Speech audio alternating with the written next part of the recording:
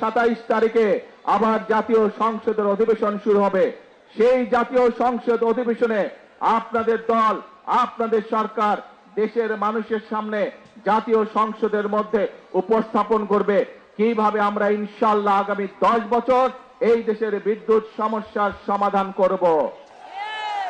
সেই পরিকল্পনা আমরা দেশের জনগণের সামনে উপস্থাপন করব পবিত্র জাতীয় সংসদে। আমি জানি সমগ্র দেশের মানুষ, বিভিন্ন শুধু ঢাকা শহর না, ঢাকা শহর সহ বাংলাদেশের সকল মানুষ, সকল জেলা উপজেলার বহু মানুষ বিদ্যুতের কষ্ট ভোগ করছেন এই মুহূর্তে। কিন্তু এই যে বিদ্যুতের সমস্যা, এই সমস্যা স্বৈরাচার, যে স্বৈরাচারকে এই দেশের মানুষ বিতাড়িত করেছে, তাদের আনপ্ল্যান অপরিকল্পিত পরিকল্পনার জন্য, অপরিকল্পিত বিভিন্ন পদক্ষেপের জন্য আজকে বিদ্যুৎ এবং জ্বালানির এই অবস্থা। প্রিয় ভাই বোনেরা, আপনারা যেহেতু বিএনপিকে নির্বাচিত করেছেন, বিএনপি দেশের মানুষের দল, বিএনপি এদেশের স্বার্থেই কাজ করবে, বিএনপি এদেশের মানুষের স্বার্থে কাজ করবে।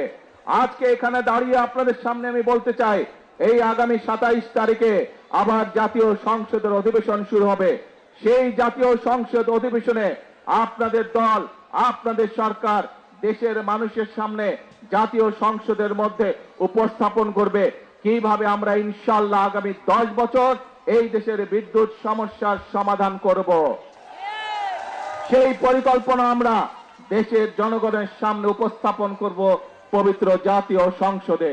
প্রিয় ভাই বোনেরা, আজ বিদ্যুতের সমস্যা নিয়ে এই যখন সমস্যা, এই যখন সংকট, যে কোনো সংকট যদি মোকাবেলা করতে হয় ধৈর্য ধারণ করতে হবে আমাদেরকে। যে কোনো সংকট যদি মোকাবেলা করতে হয় ঠান্ডা মাথায় পরিকল্পনা গ্রহণ করে ধীরে ধীরে সংকটের মোকাবেলা করতে হবে।